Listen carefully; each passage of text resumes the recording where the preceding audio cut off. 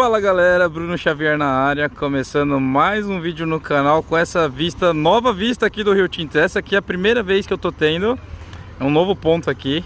Hoje, dia 25 de abril em Portugal, é uma data importantíssima para os portugueses e para Portugal, um marco na história do país.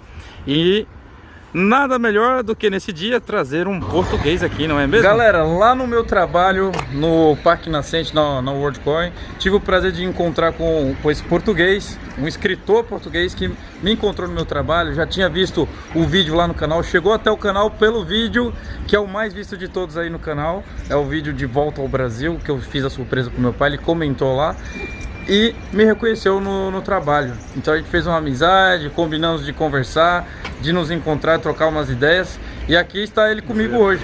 Zé Carlos, o que simboliza o 25 de abril para você, para os portugueses? Não vou chamar você de senhor, porque o senhor não gosta, né? Zé Carlos. Então, o que representa o 25 de abril para você, Zé Carlos? O 25 de abril foi uma data de uma revolução em Portugal que nos libertou da ditadura, precisamente, em que foi a transação da ditadura para a democracia. O 25 de abril foi em 1974, é uma data todos os anos comemorada pelos portugueses e com bastante símbolo, porque digamos que tem a ver com o Dia da Liberdade de todos nós. Este ano faz 49 anos precisamente que essa data começou a ser comemorada.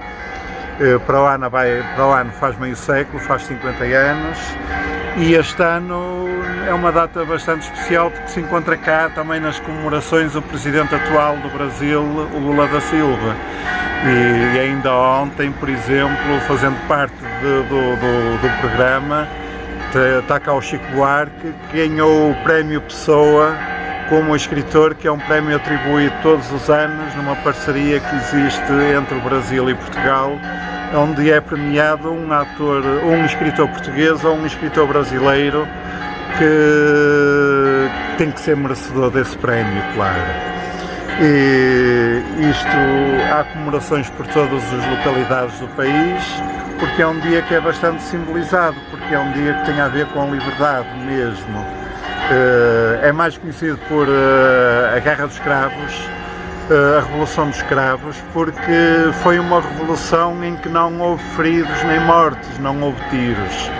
Único e simplesmente porque se pôs um cravo, uma mulher teve a iniciativa de pôr um cravo vermelho na ponta de uma arma e na ponta de um canhão de um tanque de guerra, e então todos seguiram esse exemplo e acabou por não haver disparos, porque tudo estava programado de início de ser mesmo uma revolução, porque isto era uma revolução de militares, não era? Que estavam contra o regime, e foi quando deixou de haver o regime do salazarismo e passou a ser uma democracia em Portugal, e que até hoje se comemora e continua a resistir à democracia, e que nunca mais vai sair, claro. Então foi uma revolução da paz, feita com rosas, com cravos, por isso que se chama a Revolução dos Cravos? Sim, foi uma revolução feita com paz, com calma, por isso é que é um exemplo de revolução no mundo inteiro. Sempre que se fala em revolução em qualquer parte do mundo, têm o exemplo da Revolução Portuguesa como exemplo, porque não houve derramamento de sangue, ao contrário de todas as revoluções que existem por este mundo fora. Por exemplo, aqui na nossa vizinha Espanha, a Revolução Espanhola houve um derrame muito grande de sangue, foi muito sangrenta mesmo, e coisa que não se passou cá em Portugal. Foi uma revolução que durou apenas um dia e foi uma revolução de paz, felizmente.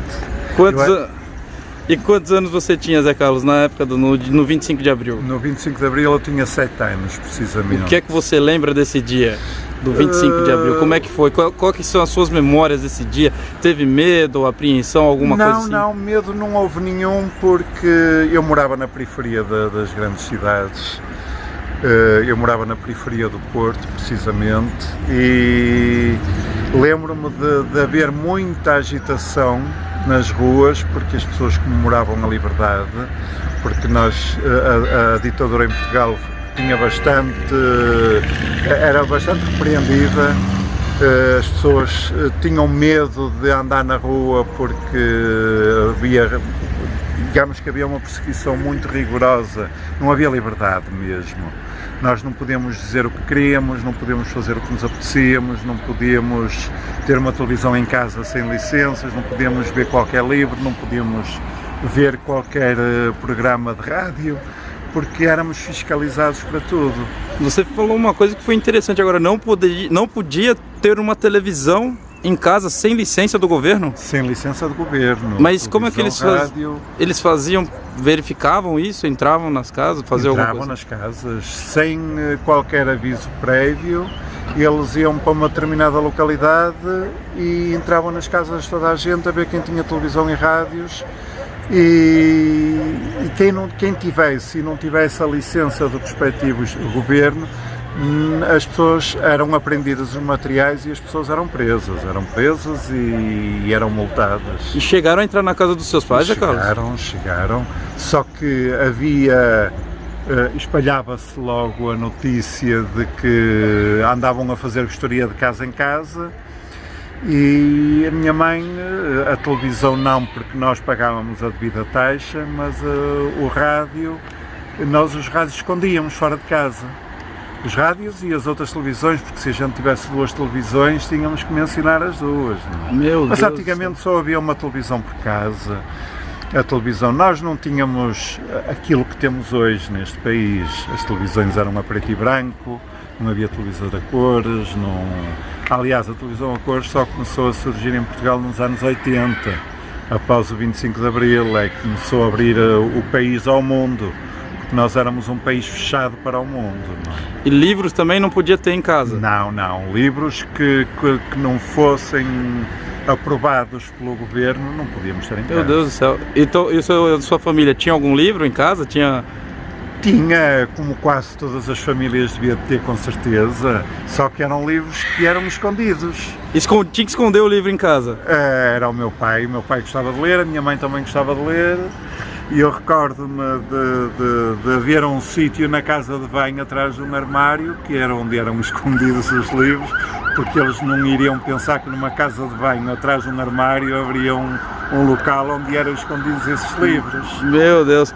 Então, Zé Carlos, hoje Portugal é melhor depois do regime ou antes do regime? Qual que era o melhor Portugal? Não há comparação.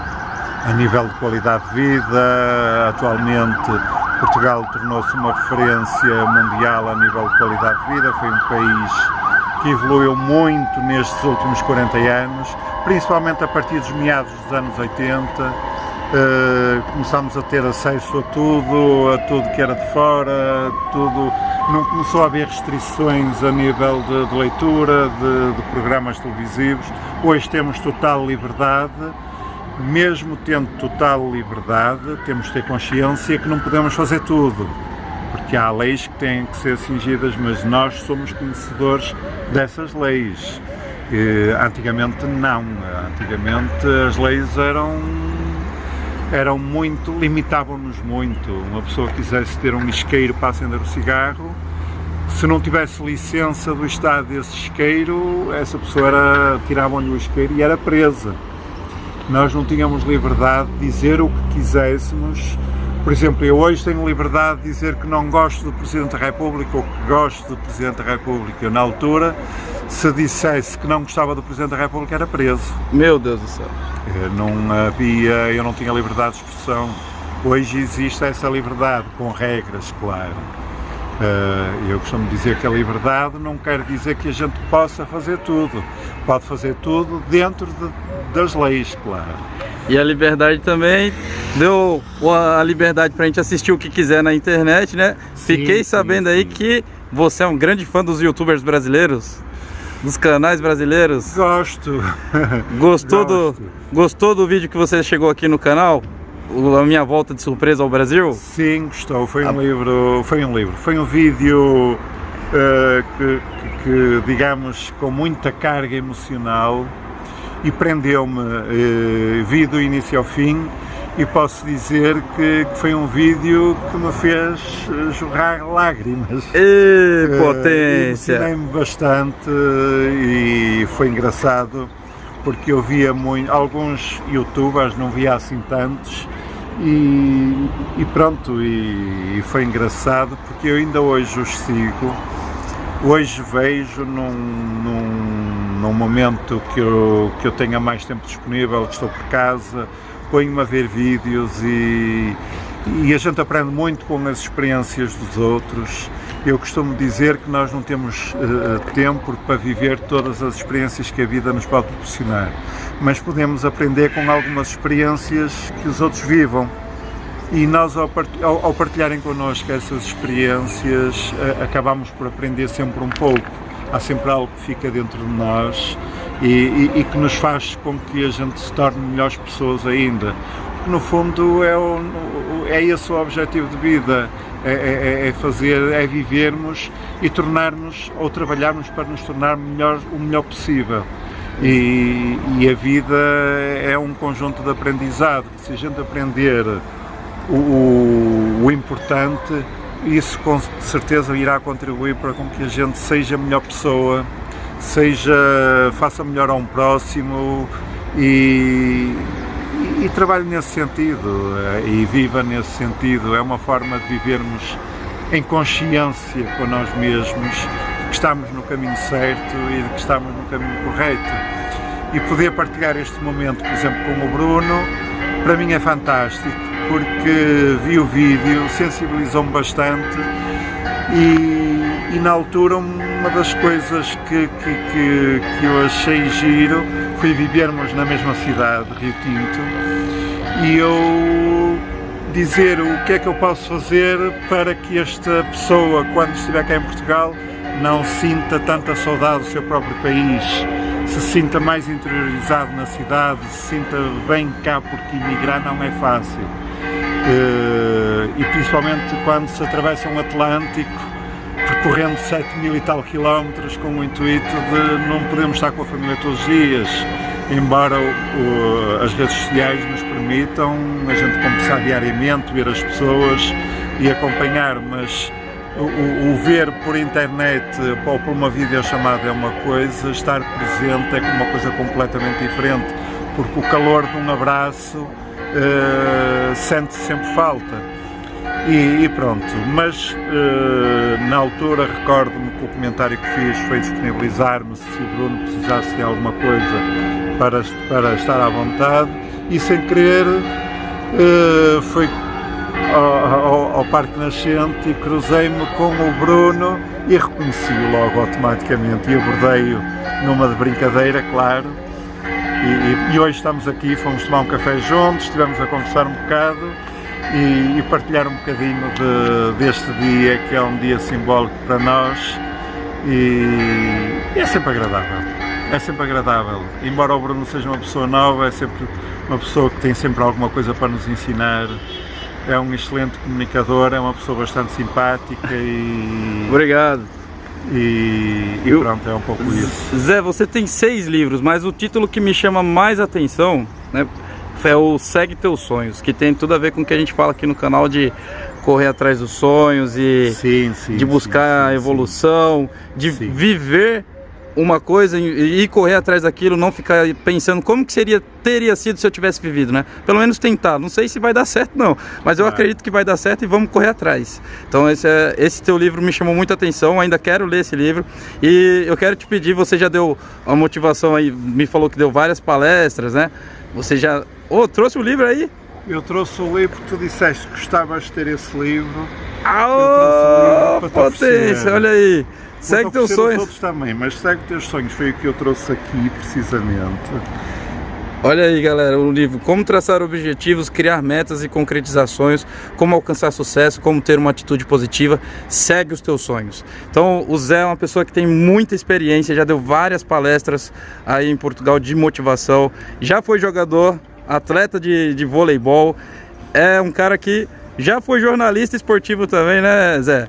Hoje você está mais tranquilo, mas qual que é, você teve sucesso em várias áreas, como escritor, como atleta, como jornalista, qual que é o seu conselho aí para a gente deixar de mensagem para a galera, que é uma mensagem para o pessoal lembrar do que eles têm que fazer para alcançar os sonhos, para ter uma vida de sucesso, para ter uma vida feliz?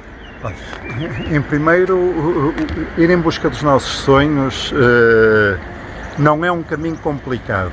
As pessoas é que complicam, porque criam diversos sonhos e não conseguem, digamos, concentrar-se num sonho só, querem tudo ao mesmo tempo. Nós nunca devemos ter muito mais do que 1 ou 2 objetivos para concretizar, porque senão só nos vai confundir.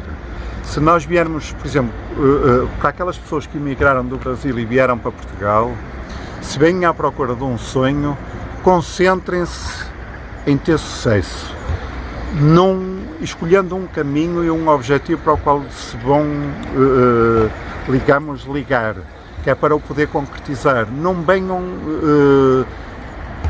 com o intuito de fazer qualquer coisa, tudo que vier à rede é peixe, e pensar que vão ter sucesso dessa forma. Não. Procurem criar, conhecendo o país, conhecendo um pouco a cultura do país, procurem criar um objetivo dentro de vocês mesmos e aquilo que vocês gostariam de fazer. Concentrem-se nisso e comecem a trabalhar para isso. Até chegarem lá, a gente não pode viver de ar e vento. Tentem arranjar uma fonte de rendimento, mas sem nunca descartar a possibilidade de concretizar esse sonho, e trabalhem exatamente para concretizar esse sonho, e vocês vão ver que vão chegar lá. Porque eu já tenho contactado com diversos colegas, com diversos amigos que vieram do Brasil, desde do início dos anos 90, em que eles muitas das vezes partilhavam comigo o sonho de atingir determinado objetivo, mas achavam que era quase impossível por estar num país diferente. E eu fazia-lhes ver que aqui não há países, não há nacionalidades, nós vivemos na globalização, e aqui um brasileiro vivendo cá é português, um português vivendo em França é francês, um português vivendo em Espanha é espanhol. Nós temos é que absorver um pouco dessa cultura, conhecer como o país funciona, para podermos concretizar aquilo que sonhamos. Eu tenho amigos que vinham com o sonho de ter sucesso numa carreira desportiva, e eles fizeram sucesso na carreira desportiva.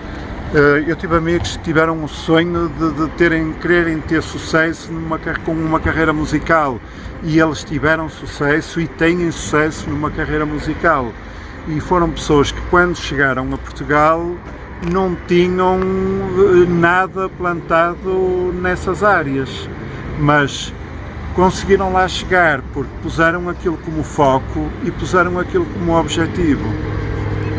Um dos conselhos que eu dou para ter sucesso neste país é precisamente saber conhecer como as coisas funcionam.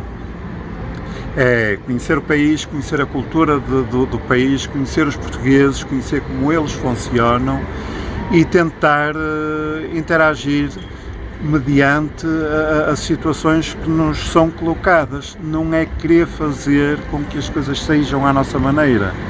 Eu, por exemplo, nos anos 40, 50 e 60, houve muito português que foi para o Brasil e foram com o objetivo de melhorar a qualidade de vida. E todos os portugueses que eu conheço que foram para o Brasil fizeram fortuna. Fizeram fortuna porquê? Porque já iam com a ideia definida daquilo que queriam. Os portugueses, eu acho piada a isso, mas eu sei que é verdade, que os portugueses no Brasil são conhecidos muito por padeiros. Sim.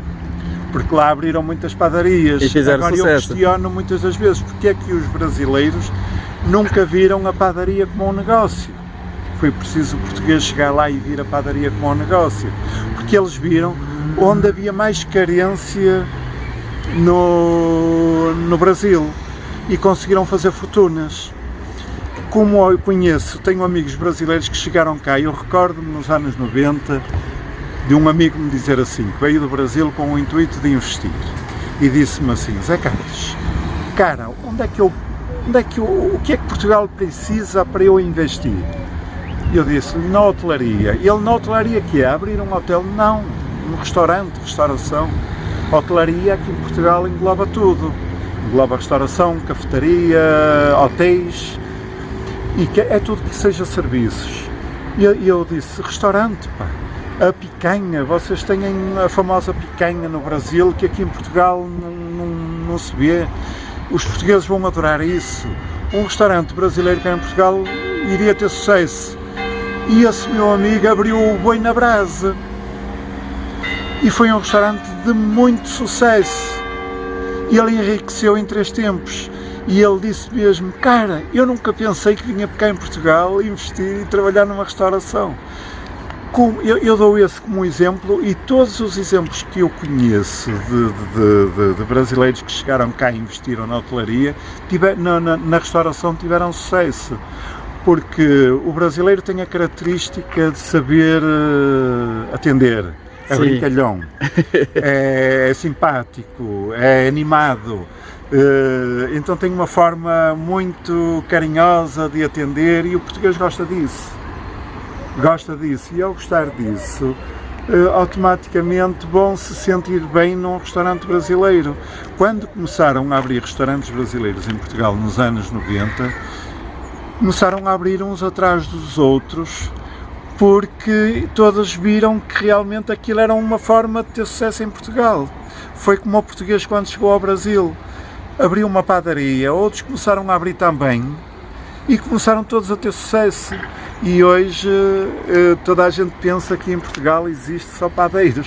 Não, é uma profissão até muito escassa em Portugal, embora existam, que eles são necessários. Agora, ter sucesso está dentro de nós, cabe a nós construir esse caminho. Eu ainda há pouco, em conversa com o Bruno em off, lhe falei que as oportunidades é como a gravidade. A gravidade existe aqui em Portugal, existe no Brasil, existe no Japão, nos Estados Unidos, na Alemanha, na Rússia, em qualquer parte do mundo a gravidade existe e é igual de uma forma uniforme em toda a parte do globo, do planeta. As oportunidades é exatamente igual. Vai tudo dependente da forma como nós vimos as coisas. Se nós olharmos para uma oportunidade que nos surge no caminho, se virmos ali um problema, nós nunca vamos conseguir agarrar essa oportunidade. E há aquela pessoa que olha para um problema e vê uma oportunidade e tem sucesso. Por isso é que muitas pessoas no mesmo meio e com as mesmas facilidades, uns têm sucesso e outros não, porque ambos trabalham a oportunidade de forma diferente. E é aí que se consegue ter o sucesso. As oportunidades que lhe são dadas, até no desporto. O brasileiro é conhecido por a maioria gostar de futebol. Os portugueses também gostam, é verdade. Nisso somos muito parecidos. Mas nem todos têm sucesso. Mas lhe é dada a mesma forma e as mesmas condições de trabalho. Uns têm mais sucesso que outros porque uns agarram mais depressa a oportunidade do que outros. E é assim em tudo na vida. As oportunidades, se surgirem e se nós agarrarmos, a probabilidade de ter sucesso é muito maior do que aquelas que não agarram. Eu vou-vos dar um pequeno exemplo. Não sei se estou a ser demasiado chato e se estou a tornar o vídeo demasiado longo. Não, pode continuar aí. Se nós visitarmos, por exemplo, quando foi construída a Ponte Vasco da Gama, a Ponte Vasco da Gama, toda a gente sabe, ou a maioria das pessoas sabem, que foi a maior ponte do mundo até construírem a ponte da Crimeia, que liga a Rússia à Crimeia. É uma ponte que tem cerca de, não sei precisar, mas cerca de 12 a 13 km de extensão. A Ponte Vasco da Gama, quando estava a ser construída, eu recordo-me de haver uma reportagem na televisão, irem entrevistar alguns trabalhadores que estavam na ponte, pedreiros, e chegaram à beira de um pedreiro e perguntaram-lhe se o trabalho estava a ser agradável, se aquilo que ele estava a construir, se ele tinha a dimensão daquilo que estava a construir. E então eu recordo-me da resposta de um pedreiro, e eu usei muitas vezes essas duas respostas como exemplo. E a resposta desse pedreiro foi: isto é um trabalho como outro qualquer, é trabalho. Não valorizou aquilo que estava a fazer ou aquilo que estava a construir. O importante é chegar ao fim do mês, receber o dinheiro e pronto, quando o trabalho acabar, vai-se para o outro. E foram entrevistar outro pedreiro e perguntaram-lhe se ele estava a gostar do trabalho que estava a fazer. E a resposta dele foi uma resposta completamente diferente. Foi mais ou menos do género: cara, eu estou a colaborar na construção da maior ponte do mundo, que vai ficar eternizado para o resto da vida, e eu vou fazer parte da história da construção desta ponte. E ele viu aquilo como algo grandioso que estava a fazer. E eu, anos depois, tentei saber, através do paradeiro, porque eles foram identificados, de um e do outro, que ambos estavam a fazer, e um deles estava com muito sucesso na vida, na área do empreendedorismo, na área da construção civil. Qual é que acham que foi o que teve sucesso? Foi aquele que viu o que estava a fazer como uma coisa banal e única e simplesmente em troca de um ordenado, ou de um salário, ou então em relação àquele que viu aquilo como uma coisa grandiosa e que ia ficar registado para a história e que ia ficar para a posteridade? O que ia fazer parte da história, que viu aquilo como uma coisa grandiosa. Eu fui encontrar esse homem em Águeda com uma empresa de construção civil, entrevistei-o aqui há uns anos. Caramba, ele tinha uma empresa? E ele tinha uma empresa com quase 700 funcionários. 600. De pedreiro, ele virou o dono da empresa. E ele começou a construir uma pequena empresa de construção civil.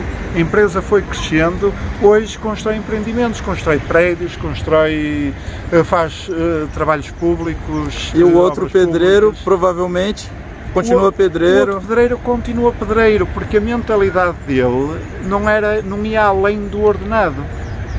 Era só trabalhar e receber e acabou. Prontos, não conseguiu, porque eu costumo dizer que quando nós trabalhamos há duas formas de receber um ordenado.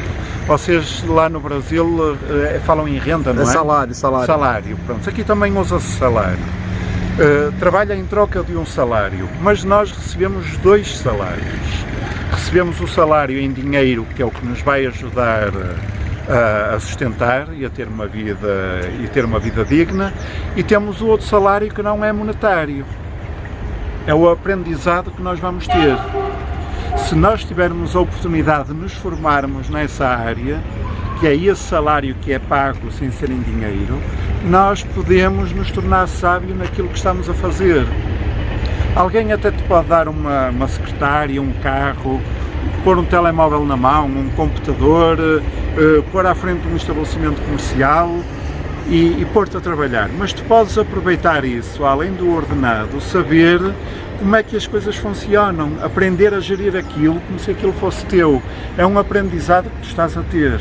E isso mais tarde vai-te ser útil na tua vida profissional, porque se tu quiseres montar um negócio do género, tu já estás com a aprendizagem suficiente para ter sucesso nessa área.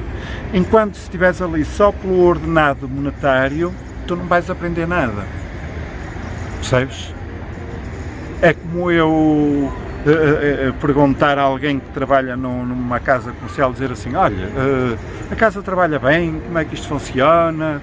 A casa trabalha mais ou menos, mas eu não estou preocupado, isto não é meu. Percebes? Percebo. Isto não é meu. É uma pessoa que está ali desligada, está ali a trabalhar por um ordenado. Mas se eu perguntar, olha, como é que a casa funciona, como é que gostas de estar a trabalhar aqui? Pá, isto é porreiro, isto trabalha muito bem, eu cuido bem disto, isto não é meu, mas é como se fosse. Eu procuro trabalhar os detalhes, vejo como é que as coisas funcionam e vou experimentando, mudando de forma a que isto funcione ainda melhor, porque é uma forma também de manter aquilo que está aberto e de manter o meu ordenado. E também estou a aprender. A pessoa está a ter a possibilidade de se formar, de tirar uma formação em gestão de alguma coisa daquilo que não é dele, mas a experiência vai com ele, porque isto é assim. Se nós um dia sairmos do local onde estamos a trabalhar, a experiência vai connosco, a experiência não fica lá.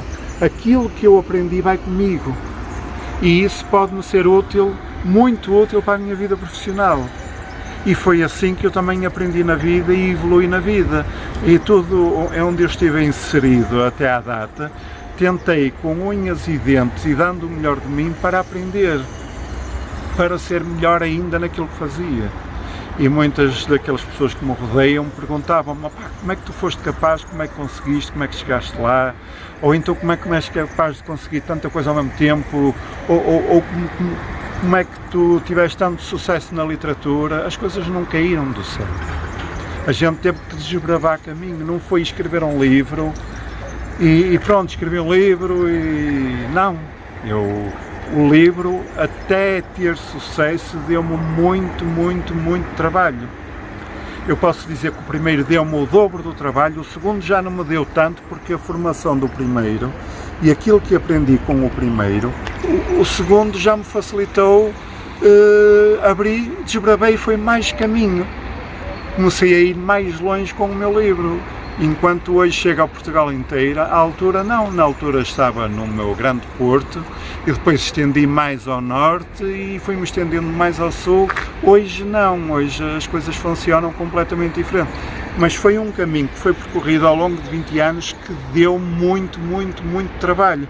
Muitos quilómetros, muitas noites dormidas fora, semanas fora de casa, mas isso abriu-me caminho. E depois as pessoas diziam que eu era um homem com sorte, e a sorte não existe, a sorte é o reflexo. Sorte é trabalho. A sorte é trabalho, a sorte há muito trabalho. A sorte a gente tem quando joga no Euromilhões ou no Totoloto. Euromilhões é tipo nossa Mega Sena, pessoal. Lá no Brasil. E sai-nos um prémio. É, exatamente. Mas até para ter essa sorte eu tenho que jogar, tenho que apostar. Porque se eu não apostar, eu não vou ter sorte. É como aquele indivíduo que diz: tu jogaste o Euromilhões? Não joguei.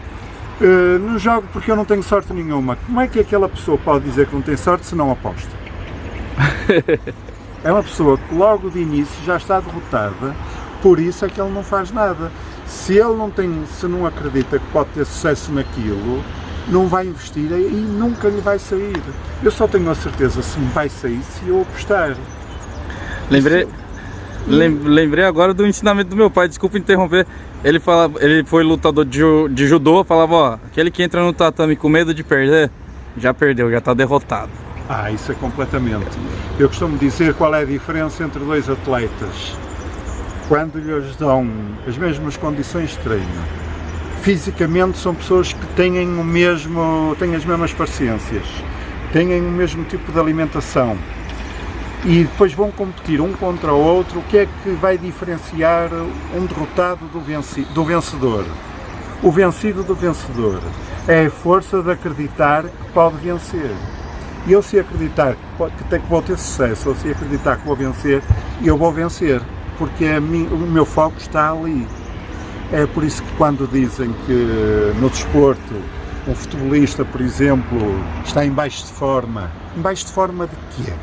Se ele continua a treinar todos os dias, treina com os colegas, a baixa de forma dele é psicológica. Ele está desacreditado, porque não é fisicamente que ele está em baixo de forma, é psicologicamente. Por isso é que quando um atleta tudo começa a correr bem, tudo vem de arrasto, tudo corre sempre bem, mas quando começa a correr mal, se ele psicologicamente se deixar afetar, começa tudo a correr mal, começa tudo a correr ao contrário. E é por isso que eles não conseguem manter um nível. E aí a parte psicológica ser muito importante no desporto, é ajudar-nos a manter o foco, ajudar-nos a estar lá. E é um pouco isso, o segredo do sucesso está mesmo dentro de nós, é na capacidade de acreditar e na capacidade de criar caminhos para chegar lá. Zé, falando em caminhos, falando no esforço do seu livro que já está em Portugal todo, ele já está no Brasil? O Segue Seu Sonho? Não, embora tenha milhares de seguidores no Brasil da minha literatura, tenho milhares de brasileiros que adoram os meus livros, inclusive ainda recentemente mandei o meu livro para a Irlanda, para brasileiros que me pediram, e eu reencaminhei, mandei, são brasileiros que estão a viver na Irlanda, e pediram-me que tinham lido o meu livro através de outras pessoas e que gostavam, Embora já houvesse no Brasil quem me contactasse antes da pandemia porque tinham interesse em lançar lá o meu livro. Tenho um amigo meu que é o ex-diretor do Jornal Notícias, que casou com uma pessoa brasileira e está, digamos que passa cá o verão, neste momento ele deve estar a chegar por cá, porque ele costuma vir em finais de abril, princípios de maio, e depois regressa em setembro e em outubro ao Brasil. Ele passa o verão lá e passa o verão cá. E a esposa dele é brasileira, é professora, e ela é fã dos meus livros, é fã da minha literatura. Mas online, a gente tem o livro online? Para deixar aqui na descrição? Ainda não tem? Nunca pus, já me falaram muitas vezes, as pessoas se forem ao Google, se procurarem através do meu nome ou através do título dos livros, chegam lá. Mas eu nunca pus esse livro à venda numa plataforma digital, porque são edições de autor. Eu não trabalho com editoras.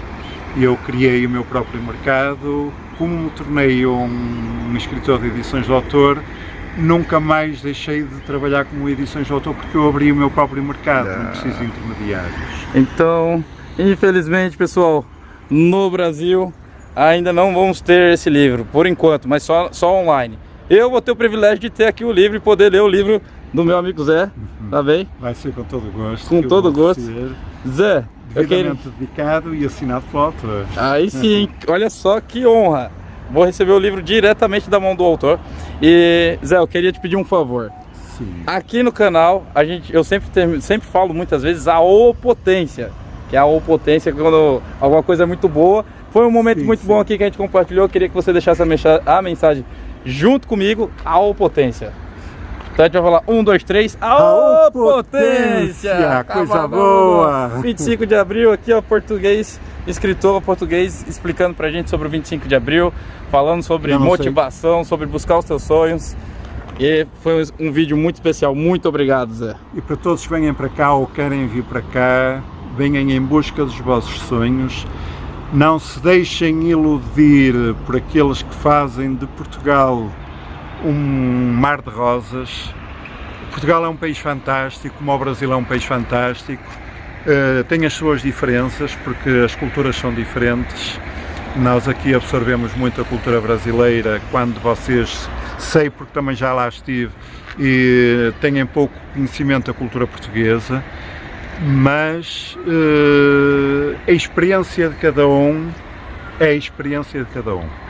Só porque um youtuber diz que Portugal é a melhor coisa do mundo, não se deixem iludir só porque essa pessoa teve sucesso. Exatamente. Porque foi a experiência que essa pessoa teve, e a experiência que vocês possam vir a ter pode não ser igual, ou pode ser ainda melhor.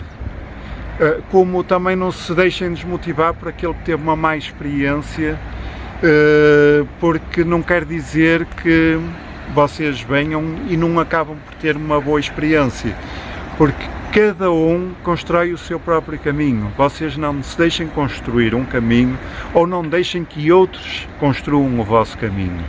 Eu costumo dizer que nós devemos construir o nosso próprio caminho, porque se nós deixarmos que outros o construam, se calhar vão construí-lo de uma forma que a gente não vai gostar, ou não vai ter passos para acompanhar.